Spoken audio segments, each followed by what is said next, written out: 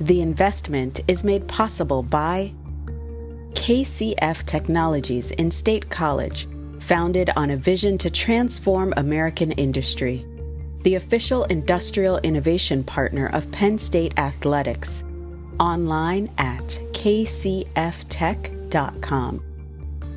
Everett Cash Mutual Insurance Company, providing farm and commercial insurance coverage for Pennsylvania's farming and agribusiness industries since 1913.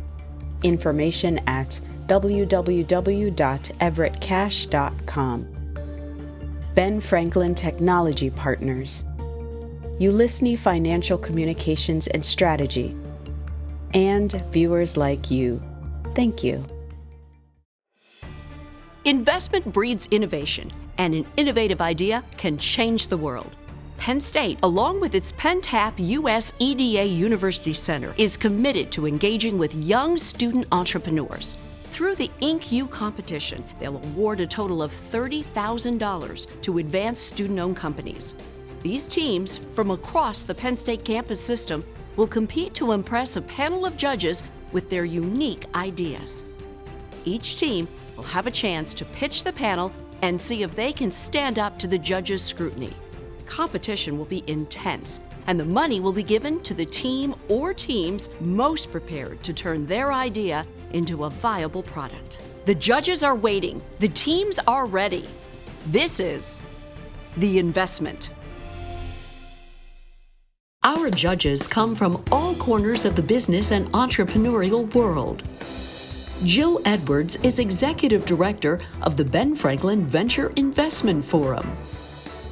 Bob Morgan is founder and CEO of Teleria Media.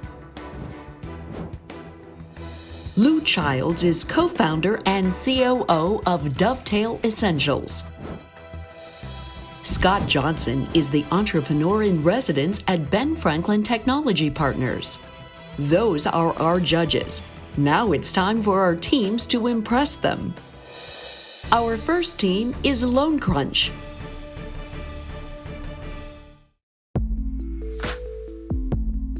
My name is Michael Miller. My major is values-driven product design. I'm Jack Quinn, a major in computer science. Right now, there's 45 million Americans across the country who collectively owe $1.6 trillion in student loan debt. And for many people, this keeps them from pursuing a job, from pursuing a family, and we saw this as a really big obstacle. Financial literacy in general is such a big issue. It's really not something that's taught in high schools and middle schools anymore, and even things as simple as balancing a budget or writing a check, a lot of people don't know how to do. So Loan Crunch looked at this problem. We saw that there's a lack of confidence, a lack of knowledge, and a lack of options out there. And we decided to create a mobile application that students can easily link up their loans, understand how much do I actually owe, to whom, and when is it due, and find out a custom plan that they can build for themselves that helps them pay it back on their own terms. Creating a feature that Where we specialize is with students who have loans from multiple different servicers. Makes it very difficult to kind of figure out the best way to go about paying all of those loans off. Because I think that sometimes people will overestimate or underestimate. We combine all of that debt and visualize it in one place, whereas a lot of other competitors don't really do that. I think success with Loan Crunch for us looks like more students who are able to pursue a job, more students who are able to launch a company, more students who are able to start a family because they have the knowledge and the understanding that is going to set them on the right financial path.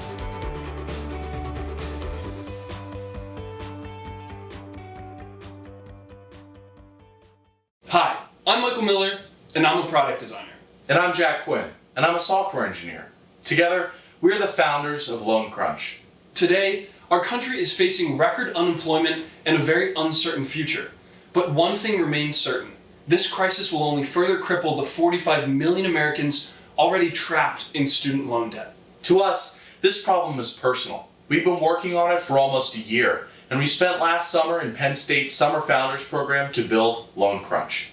Loan Crunch is an app that simplifies the student loan process, helping graduates understand, manage, and repay all their student loans in one place. Put simply, Loan Crunch is a solution to the biggest question that new grads have. What's the best way to pay back my loans? Here's how it works. First, Securely link all your loans to our platform using our industry-leading partner. Next, you'll tell us a little bit about your current financial situation and personal goals, and LoanCrunch will build you a custom plan to pay back those loans. Finally, each month our premium subscribers can send payments directly through our app with the press of one button. LoanCrunch adds values to users by giving the benefit of consolidation without the cost, allowing users to repay and manage multiple loans from one place, and saving students an average of $3,000 on interest payments. We operate using a freemium business model. Anyone can build a custom payback plan for free, but we'll charge a $4 monthly membership for sending payments directly through our app.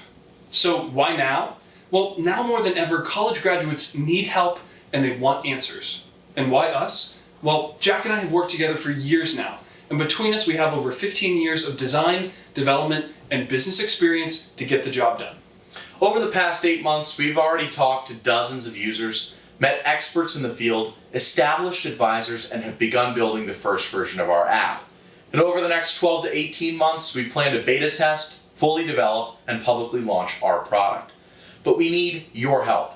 Today, we're asking for $30,000 to help us develop our back-end infrastructure that will allow LoanCrunch to scale to tens of thousands of users in the next 12 months. Judges, we believe in creating a future where pursuing education doesn't keep you from pursuing life.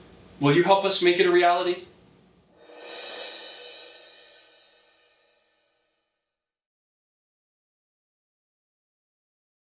Hi, Michael. Hi, Jack. Thanks for joining us today. Your presentation was really interesting, tackling a big problem, and we've got a bunch of questions for you. Your freemium model really requires that you get heavy conversion to people who want to do the payments through your app. Can you talk a little bit more about what really is super unique about your bells and whistles there?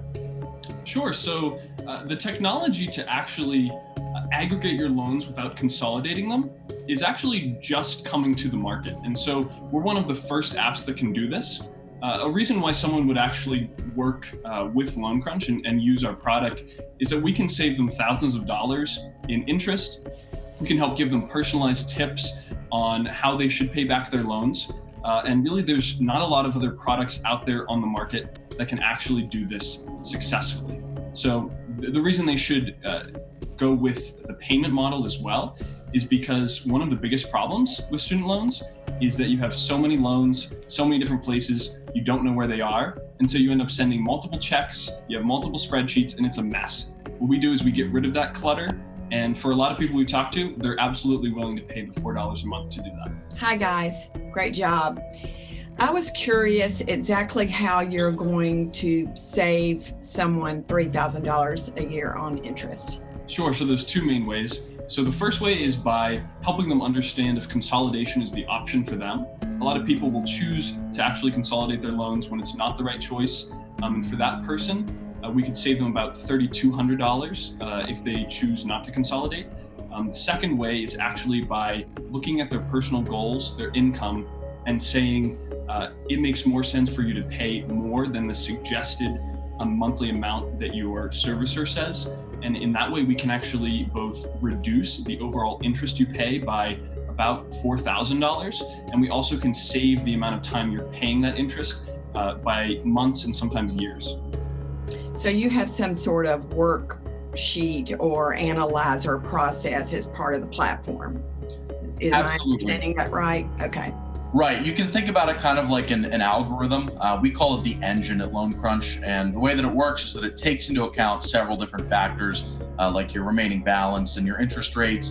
And then it also uses your goals, like other monthly obligations, like a car payment or a rent payment. And we look at all the different options for paying back your loans and then find the one that makes the most sense for you personally. Thanks, guys. That's going to do it for time for us. So thanks a lot. All right. Sure. Thanks. Thank you. Thank you. Our second team is Aerial Prospects.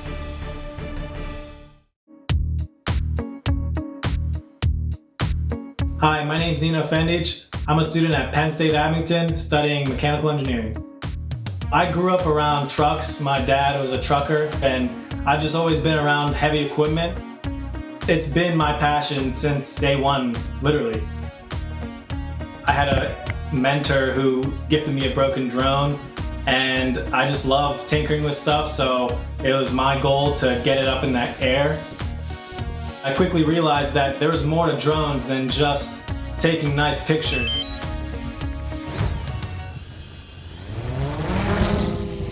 My goal is to position aerial prospects as a subcontractor to these big construction companies and these engineering firms.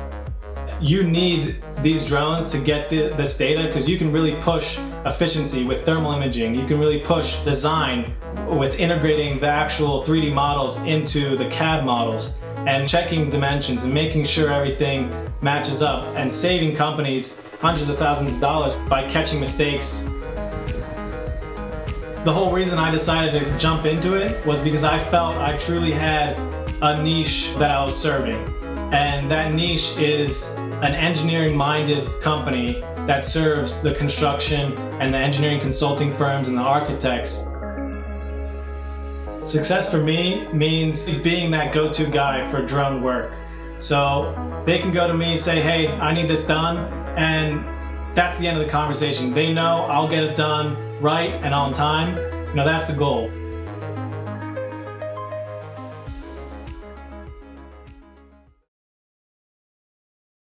Hi, my name is Nino and my company is Aerial Prospects. AP is a drone services company with the mission of becoming the go-to drone specialist for all the needs in the construction industry.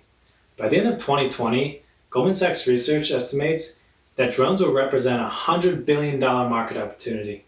Today, they're widely used in very technical fields such as law enforcement, fire rescue, and agriculture. But the construction sector is untapped, and it's craving for the solutions drones can provide. However, the challenge these firms are facing is integrating drones into operations in a cost and time-effective manner. The lack of education, time needed to train personnel, and associated costs of purchasing a drone and the accompanying software are the biggest hurdles that prevent firms from adopting drones. This is where Aerial Prospects comes into play. With the lack of drone service providers, particularly in eastern Pennsylvania, AP acts as a subcontractor to firms that are seeking drone solutions. In the time that I've been in business, I've been able to work with multiple local construction and engineering firms on projects and have culminated a list of 100 plus potential clients. I'm here today because my technical skills have outgrown my equipment. My next step would be a drone with better GPS accuracy, longer flight times, and commercial-grade cameras and sensors. These features would enable me to generate 3D models, measure volumes, areas, and distances, and even conduct thermal inspections. In order to generate these models and run these calculations, I would need a better computer and software. All this is very expensive, trust me, I know, but that would enable me to provide my clients all the services they demand.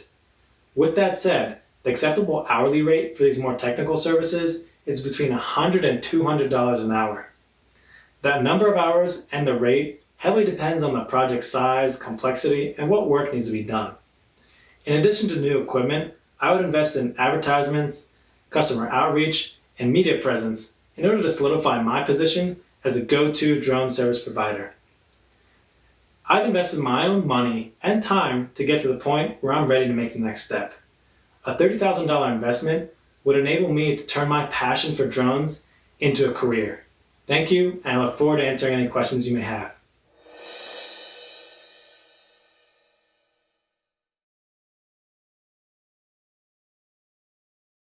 Hi, Nino. Thanks for joining us today. Your opportunity sounds very fascinating. Got a bunch of questions going on our end, so I think Lou is going to start off with the first ones. Yes. Hi, Nino. Tell us more about the problems or the needs that the construction sector has that your drone service would solve. Yeah, so the biggest thing is you can't convince the construction companies that they're doing their job wrong because they've been doing it for years and years. My goal is to optimize what they're doing, so save them money.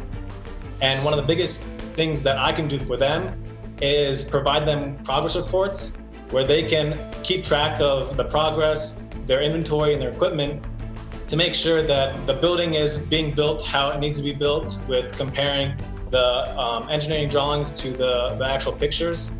And the savings that they can get is anywhere from saving a couple days of work or a couple hundred dump truck loads if they can calculate some things better, or even just realizing that the building is a foot too short, and stopping everything before it becomes a bigger problem. So those are the biggest savings that you have. And Thank you.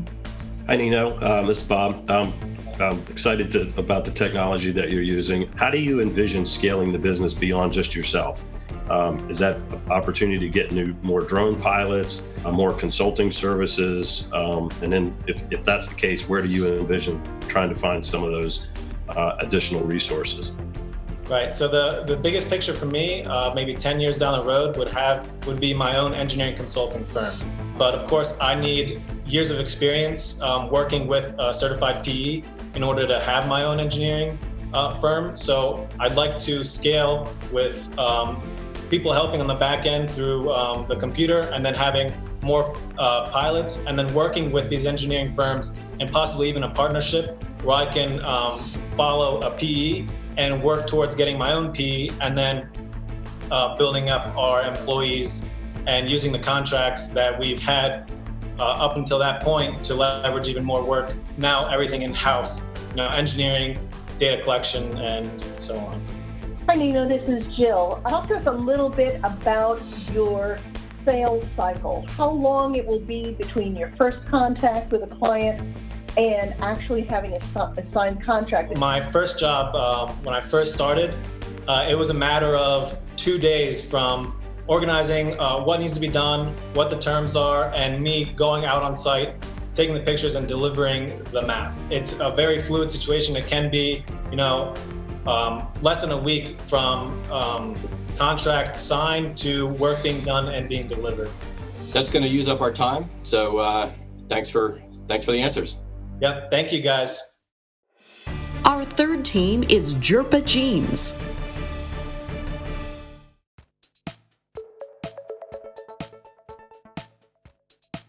Hi, my name is Austin Thomas. I'm from Warminster, Pennsylvania. I'm a supply chain major in the Smeal School of Business, and I'm also enrolled in the Schreier Honors College. The idea kind of came about my freshman year. I was at a football tailgate, and a lot of my friends would wear thermals under their jeans, and so I thought of the idea of making jeans lined with Sherpa, so kind of that 2-in-1 where you can look good outside but also kind of feel comfortable. The name came from the jeans and Sherpa combination. That's where Jerpa comes from. So some of the pants which are out there, the warm pants which are out there, they're all kind of this baggy, they look like snow pants kind of look, but where we're attacking from is this slim fit type of look in terms of, okay, hey, it's got warmth, it's got comfort, and it's also got style. If I were to win the money, I think one of the key things I would do is definitely buy more inventory, along with get into the girls market, which I think there's even a bigger market for jeans. Right now I'm working out of my apartment, storing in my apartment, sleeping on the couch. So being able to invest in third-party logistics where they can fulfill it, they can do that sort of thing. And the last part is just the marketing portion of it. We'd be able to really broaden the scope of range in terms of what products we have at the moment, in terms of having, jackets, jeans, beanies, hats, everything can kind of come out at once, and next winter we can really go all in the products that we have.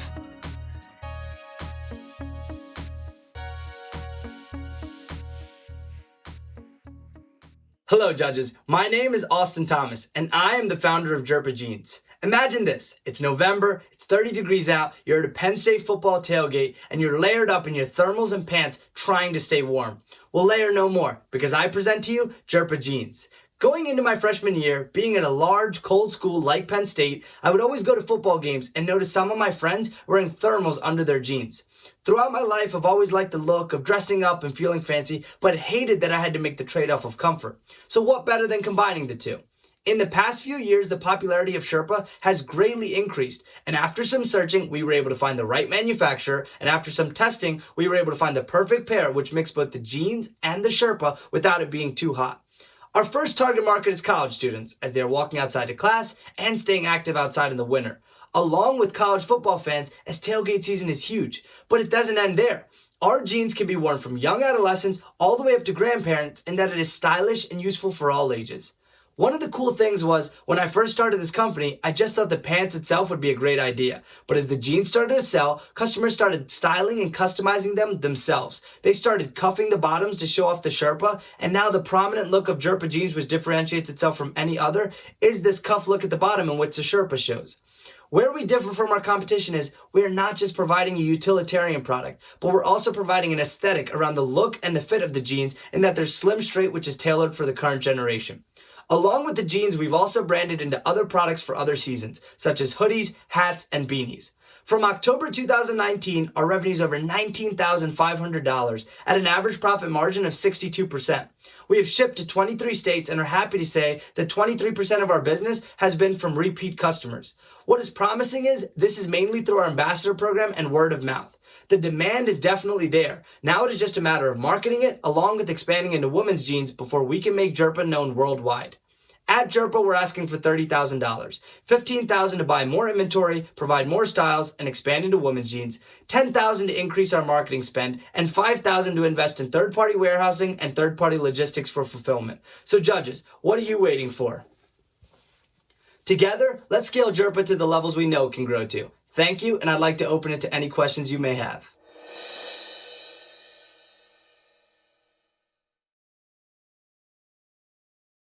Thanks, Austin. Appreciate you sharing your presentation. I think we've all spent some cold days at football games, so it's interesting.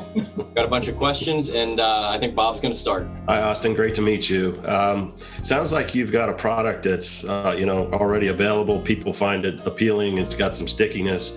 So how do you take those 11 ambassadors that you have already at other universities, expand that program to even more, and then through the social influencing programs, do you see an opportunity to kind of get beyond the message of cold football games and find other activities where, kind of a warmer pair of blue jeans are needed?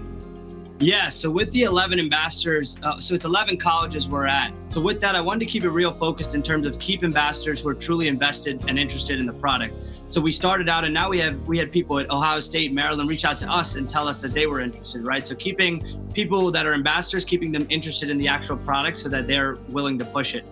With the second part of the question, what we need to do is, rather than just football games, we also need to brand the company as a whole, right? Rather than just being jeans, we need to, be able to brand like companies like North Face and Patagonia. They have the coats, which are seasonal products like that, but they're able to put, North Face on a t-shirt and be able to kind of brand that aspect. So I think with that, we'll be able to kind of combat seasonality. Hi, this is Jill.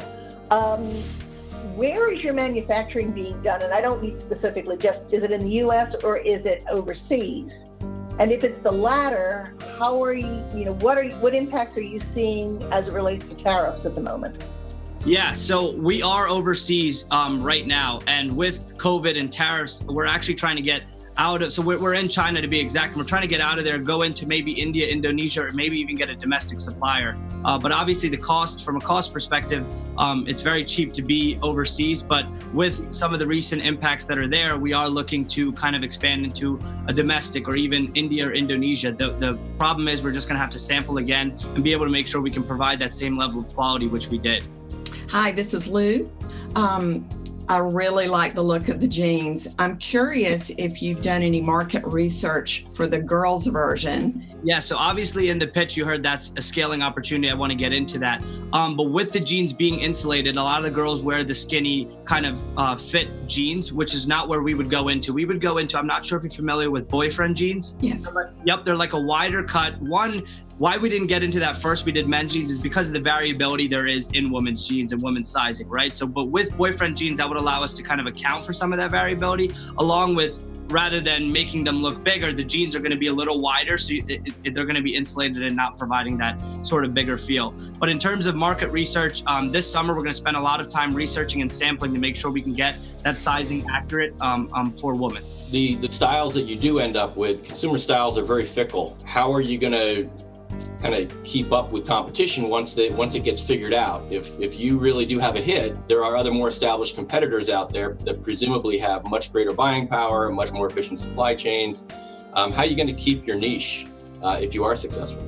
Yeah, and I think anytime you're talking about competition, price point's the biggest thing, right? So where we're at right now, a lot of these big heads like you're talking about, Pakistan, they're buying jeans for $1 to $3, selling for $40, $50, $60, huge margins. Versus what we're doing is we're buying at $12.80, selling at $44.99. So we're operating at smaller margins, obviously. But I think if we're able to continue to bring that high quality at the price we're at, I think we'll be able to compete. Along with, like you're saying, going with the trends. So, what we've done and what we're planning on doing for the summer and the winter is every consumer that buys, we're going to give them a free mask, right? So being able to kind of have that free marketing and putting that out there. But I think when we talk about competition, it's really a game of how can we use our signature product and be able to leverage it into being a brand as a whole, right? Being able to stamp Jerpa on t-shirts, hoodies, hats, and beanies, and be able to kind of compete in that level so that our signature product is there, but we're also a brand as a whole. And are you prepared to be able to purchase in large enough quantities? It's going to be very cash intensive. That's why we're here. We're going to have to get into a warehouse, hire a team for fulfillment.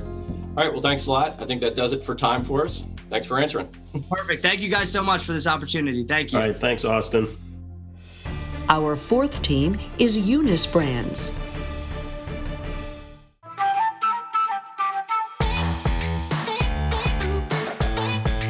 My name is Nicholas Unice. I'm a finance and accounting major in an accelerated master's program here at University Park. My name is Jake Unice. I'm a pre-med major at Penn State University Park.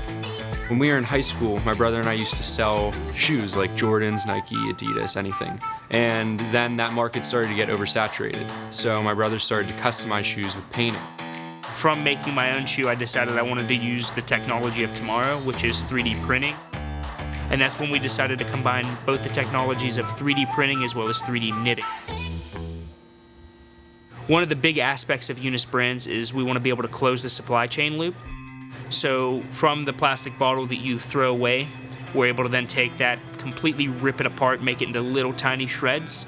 We're able to extrude and heat that out into a thread. We can then use that thread to 3D knit or 3D print either the upper or the midsole of the shoe, and we then assemble it and ship that to you. So with our shoes, you can actually send them back, we'll grind them down, make them into smaller plastic pieces, melt it down, and we'll create a new pair out of that. It helps, every little bit helps. And on top of that, you'll get a discount on your next pair, so it's an incentive. It incentivizes recycling. So if we are given an award, our biggest thing is going to be marketing. So really being able to push our product on social media, as well as maybe finding micro-influencers to then go ahead and push our product out to drive sales.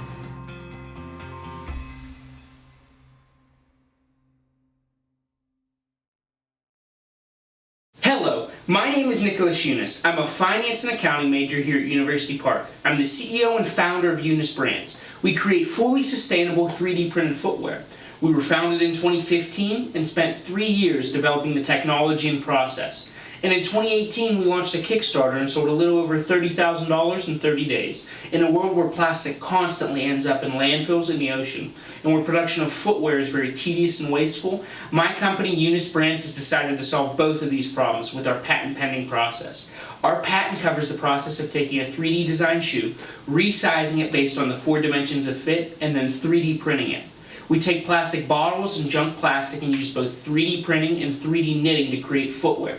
3D knitting allows us to combine a similar process of 3D printing by 3D knitting the shoe layer by layer and creating a zero-waste, comfortable upper. We currently sell 2 models of footwear that retail for $119, and it currently costs us $50 to produce and ship a size 12 men's pair of footwear, with the appropriate accounting cost allocations. We have combined the technologies of 3D printing and 3D knitting to create a zero-waste, fully sustainable shoe. When you're done wearing the shoes, we cover the cost to have you send them back to us, and we offer a 20% discount off of future purchases. We then break down the materials and reuse it. We debuted our first signature collection at a pop-up at New York Fashion Week in February 2020 and captured orders from 50 of the 300 attendees. We have shipped around 200 pairs to date and are excited to continue. We currently have a team of 8 people at our facility in Pittsburgh with 30 3D printers. We're asking for $30,000 to focus on our marketing. Roughly $10,000 would be spent on influencer marketing, getting our footwear in the hands of social media influencers. $5,000 would be spent on Snapchat story ads. $10,000 would be spent on photography and social media assets. And the remaining $5,000 would be spent on Facebook and Instagram paid ad placement. We have spent countless hours breaking down the target audience and believe with $30,000 we can really crush our ad to sales conversions. We hope to be able to open up more future mini factories to combat demand. Our current ship time is approximately 4 days from the time of order. However, with hard work and dedication, we believe this time can be brought down to just 24 hours. We have huge plans for this brand as we're working on some really cool collaborations. We are planning to release 4 new models this fall. Thank you for your time.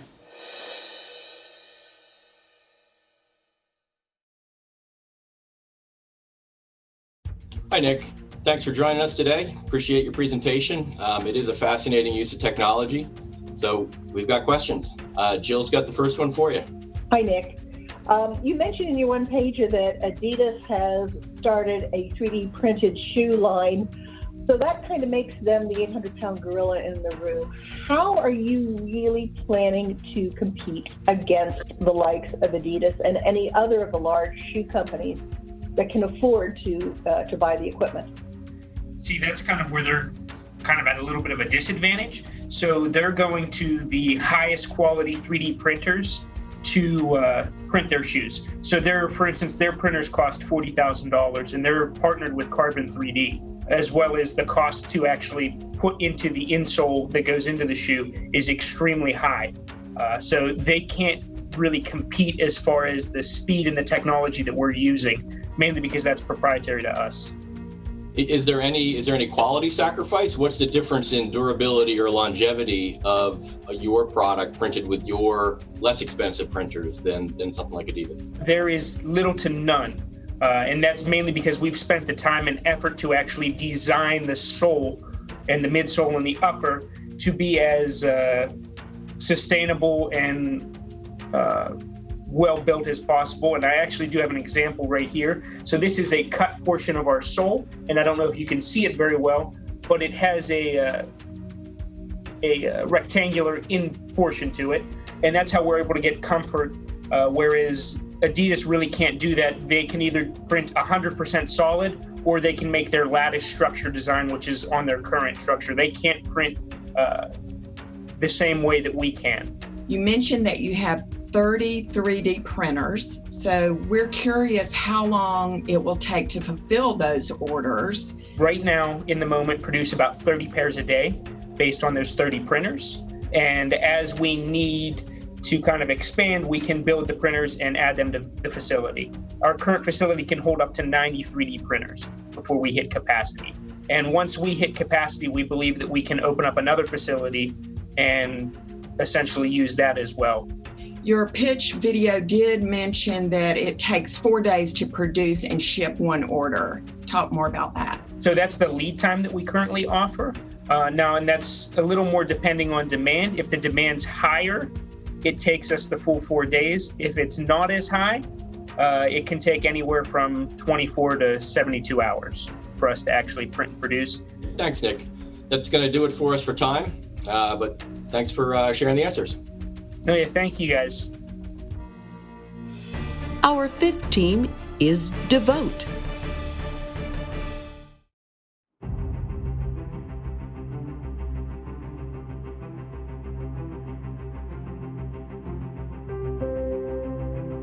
My name is Isaac Luzgarden. I'm from Caracas, Venezuela, and I'm doing a double major of IST and economics. Devote is a community-focused app where people can donate money through rounding up their purchases. It's going to be focused primarily on religious institutions, but in the long term we expect to include also nonprofits. I come from a big Jewish community. When I started doing this project, I sort of did it for them, for the synagogue I used to go to. But now I realize that I could do the same for other religious institutions or other projects that need the same help my synagogue does. With the money, it's going to be used mostly for application development and then also for license permits, legal stuff, and marketing. I hope this idea helps people, motivates people to give back to their community and to make it easier for people to help other people.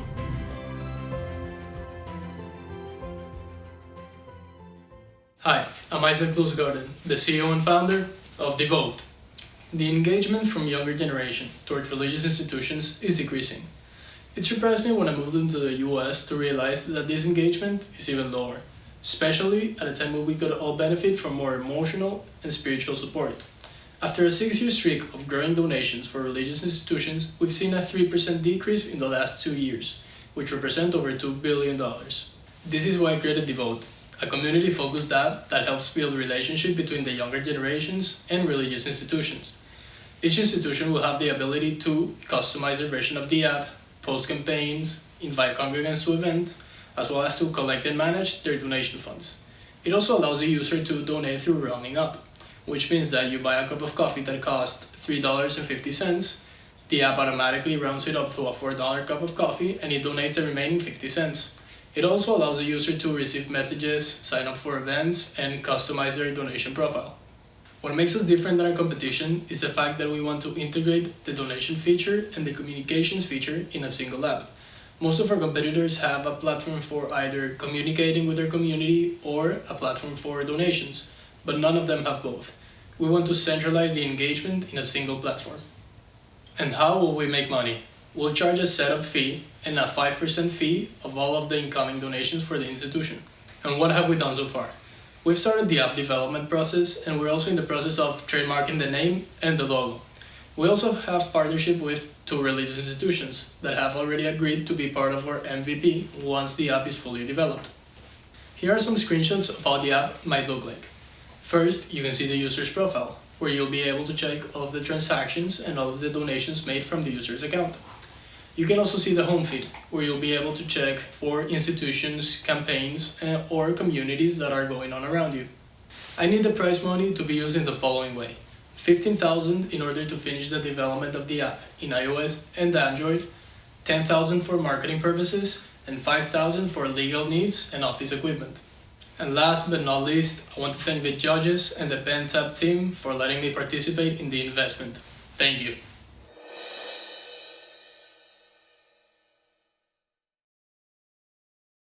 Thanks for joining us, Isaac.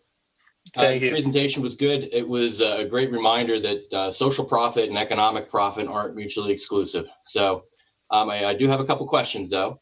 Sure. Mostly around the use case. And an app needs to avoid friction of the buying experience to be adopted. So Can you explain a little bit more the use case? How would someone use your app in a buying transaction, if it's online or retail, that kind of circumvents most of the other pre-existing buying platforms, purchase platforms, payment platforms? How would somebody really leverage it in a transaction? Of course. So the main advantage of our platform is that it's really simple to use.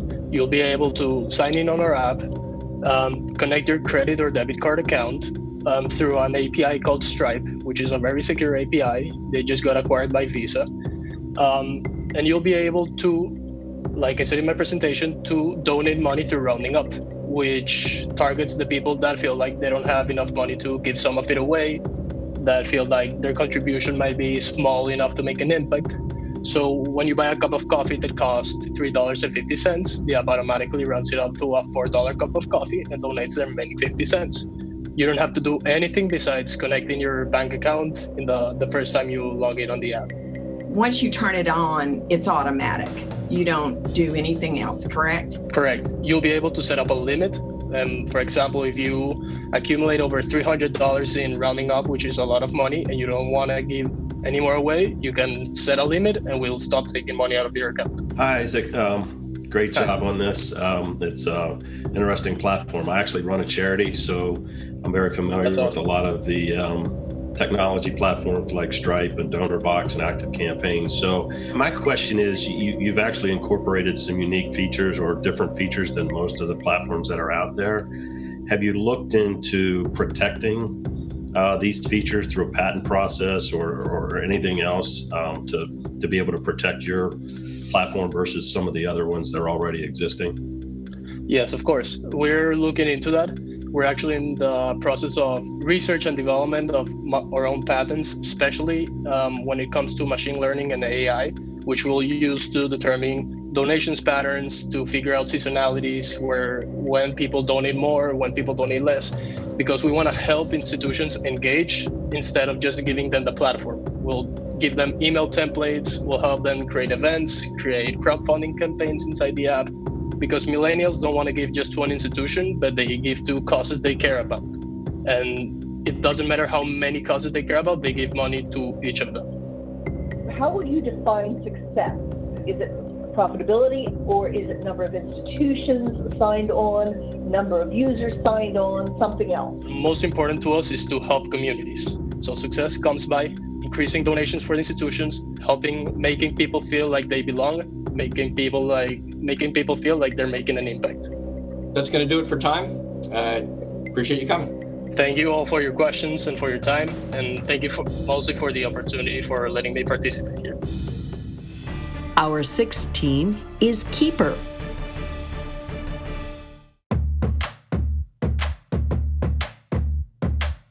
My name's Isaac Goodman. I'm a finance major at the Smeal College of Business at Penn State University.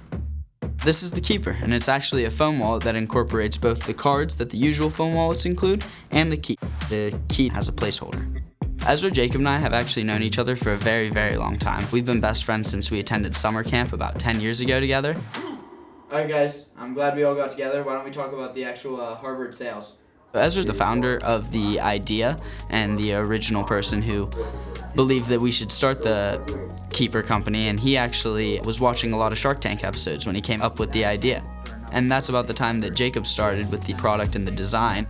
So I think it's a great way to sell to stores because it helps them visualize how they can sell to customers. Yeah. And that's when I jumped in with the actual sales part of it, and we decided that we would continue to make the company as profitable as possible, doing our best to work together and use all the resources that we had. All right, guys, that was a really good meeting. We were really productive. Let's meet at the same time next week. All right, good. The Keeper's available both online and in stores, the student bookstore in State College, and also the Harvard bookstore at Harvard University. And then there are also a few student liaisons at the University of Pitt, Georgia Tech, the University of Michigan, and the University of Tulane. Currently we have a provisional patent, and we're looking to reapply and have that turn into a professional patent because it's going to expire come November. On top of that, if we are awarded the prize, we'd like to continue our advertisement operations in the future.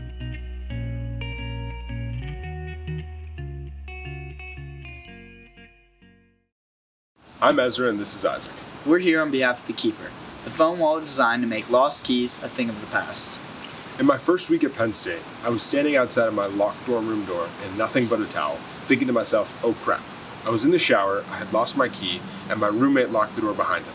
I will never forget the embarrassment I felt while walking to the commons desk to borrow the universal key. Ezra's story is all too common. Over 2.5 million students are given a room key each year. 26% of them have to pay to get that key replaced. And at an average cost of $73, that's over $40 million each year spent on replacement keys. That's $40 million that could be spent on textbooks, groceries, and student loans. So many students keep losing their key because there's no safe and convenient place to hold a key. A wallet is designed for dollars and cards, not keys. A lanyard is better, but it's too clunky to hold a single key. And a hair tie on your wrist cuts at your wrist and just looks out of place. The Keeper works because it's fit specifically for a key, it's attached to what people carry with them at all times, and it can be recovered with existing Find My iPhone technology. The Keeper costs only 50 cents to make and sells online for $6.99. Over the last 18 months, we've sold over 4,000 Keepers to students, parents, and bookstores across the country. Most recently, we are excited to announce a deal with Harvard University's bookstore for 500 custom Keepers. In the next 6 months, we plan on expanding to the rest of the Big Ten and Ivy League with what has proven to work in the past: marketing to parents, hiring sales ambassadors, and creating custom Keepers. We need $17,000 to license logos, hire 15 sales ambassadors, and market to 100,000 parents. At the pace we are selling, we will have 50,000 units sold in a year from now. In talks with Barnes & Noble's merchandise suppliers, we were told that if we have these proof of sales, we will be added to their 900 campus bookstores. But before we expand, we have to protect the Keeper. Our provisional patent expires in November of 2020. In order to receive full patent protection for the next 15 years, we need $13,000. But the problem of lost keys extends far beyond college students, which is why our customers have asked us to create a Keeper for AirPods and car keys. In 18 months, our goal is to create a catalog of products to address the multi-billion-dollar lost item industry. We're asking for $30,000 so we can finally make lost keys, stolen items, and being locked out a thing of the past.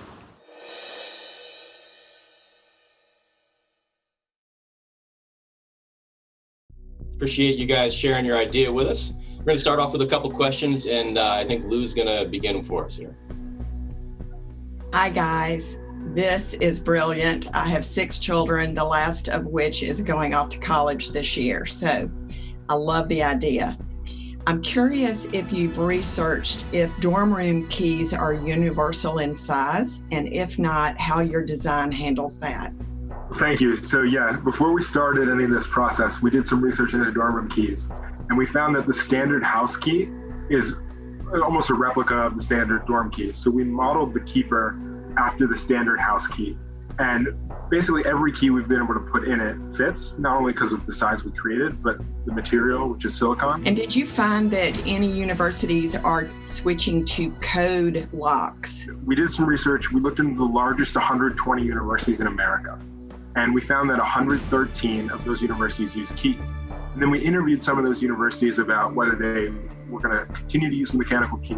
And so what the director of access and security at Penn State said was the cost to replacing the mechanical key greatly outweighs any of the benefits.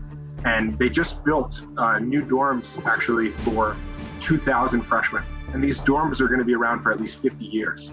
And we heard similar responses from Maryland and Michigan State. So we're confident that keys, the mechanical metal key, will be used for at least the next 2 generations. And it's a market of 2.5 million students that replace every 4 years. Does it have enough stretch to fit any size cell phone? And then related to that is, it sounds like you're planning a fairly significant ramp up of manufacturing, and talk about the capacity of your suppliers. To answer your initial question, it definitely has the capacity to fit on any singular phone. It has a sticky side on the back that you just take off a peel, and then you put it right onto the phone, and it can fit on any size phone. As you can tell, this is about as small as an iPhone gets, and it fits on there perfectly, and it can go larger or smaller. It's just whoever places it on the phone.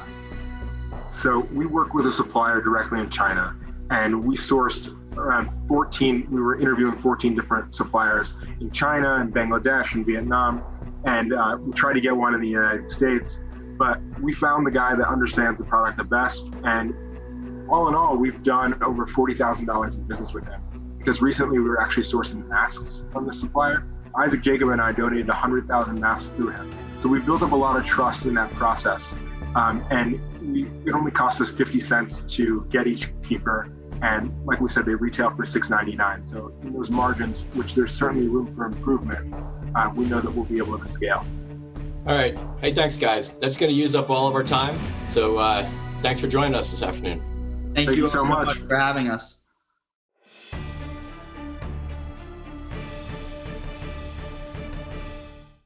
The teams have made their pitches. The judges have asked their questions. Now it's time for them to deliberate and decide which teams have done enough to earn the funds to make their idea a reality.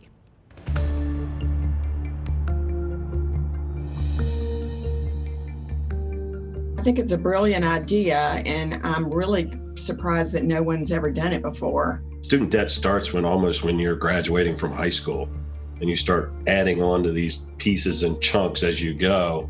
It's one of those spaces that I don't think is overcrowded.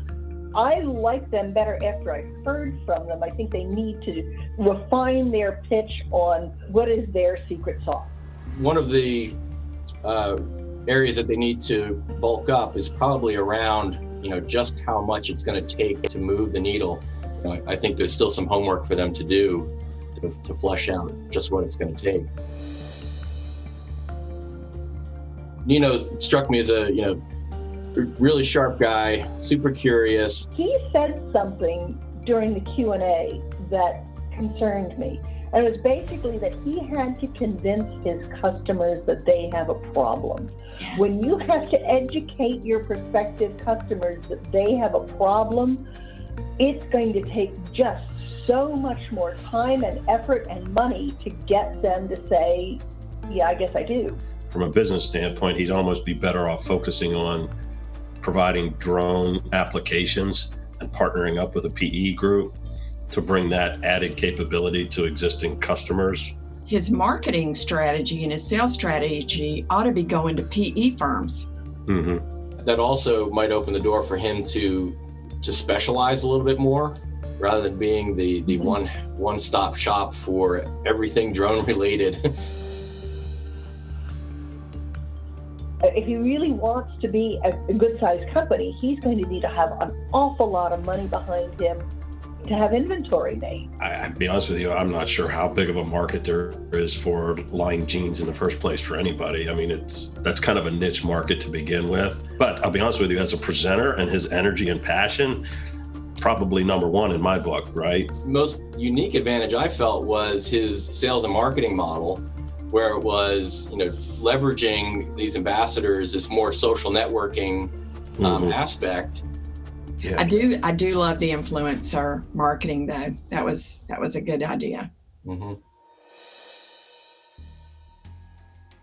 One of the things that he really needs to clarify is his messaging. Once I understood that what he was patenting was really the 3D printing and knitting process they're specifically using, that makes this much more interesting. To me, I think his biggest differentiator against some of the bigger brands like Adidas is the environmental and the socially conscious avenue.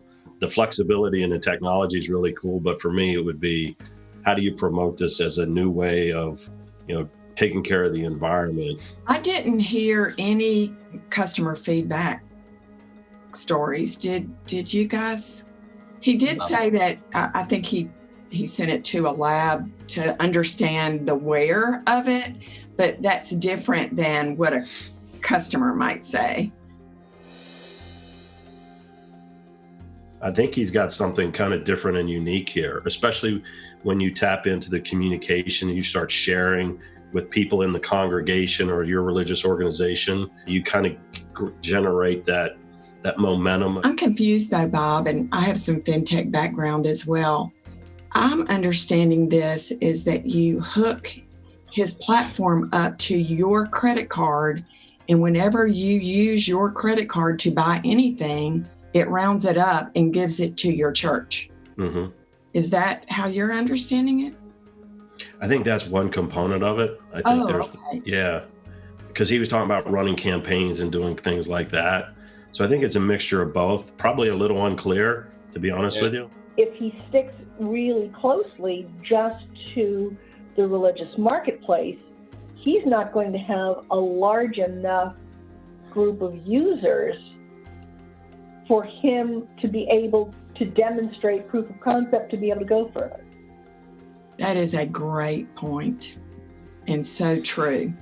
So this one's a really great problem to be solving, but a very difficult problem to be solving, right? Mm-hmm. I would say this is one of my favorites, and they're going to have to change their name. Yeah. Yes, they are. Yeah, for the emphasis that they had on the patent protection and pursuing that, it was surprising to see quickly that there were a couple other obvious direct overlaps in their space. We live in this digital world and we think keys have just disappeared, and they haven't, right? Not by a long shot. Yeah. My son's in an apartment, and then all the apartment buildings in State College are keyed too. So it's not just the dorms. I would think that somebody's going to figure out a way to knock this off.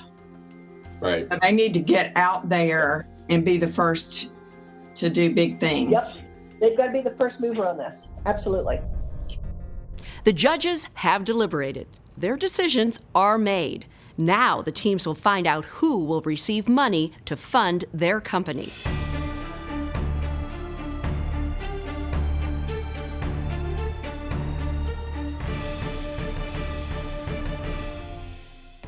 All right, thanks everybody. Great job with the presentations and great job adapting to the new format. As you're going down your entrepreneurial road here, you will have a common theme of having to pivot and adapt. So embrace it. However, now is when we're going to have to kind of reduce the list down to those teams that we felt for different reasons did the best job of identifying and conveying their opportunity. And for us, it came down to two companies. The first, which we awarded $5,000 to, was Unice Brands. The second company, which received $25,000, was Keeper.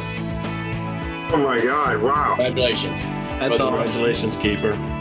Thank you. Wow! Thank you guys so much. That's awesome. Thank you, guys. Wow! Congratulations, guys. Congrats! Congratulations! Thank you. The competition was intense. The judges were thorough.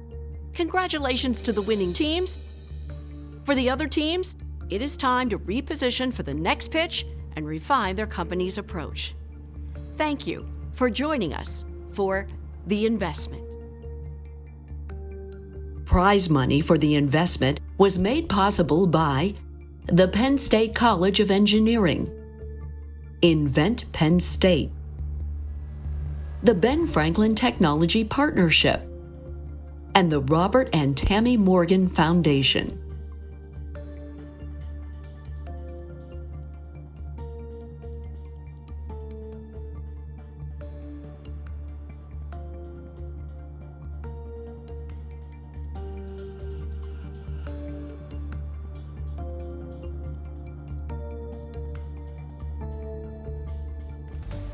The Investment is made possible by KCF Technologies in State College, founded on a vision to transform American industry, the official industrial innovation partner of Penn State Athletics, online at kcftech.com.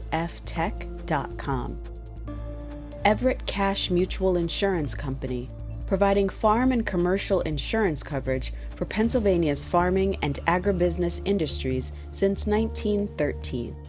Information at www.everettcash.com. Ben Franklin Technology Partners, Unice Financial Communications and Strategy, and viewers like you. Thank you.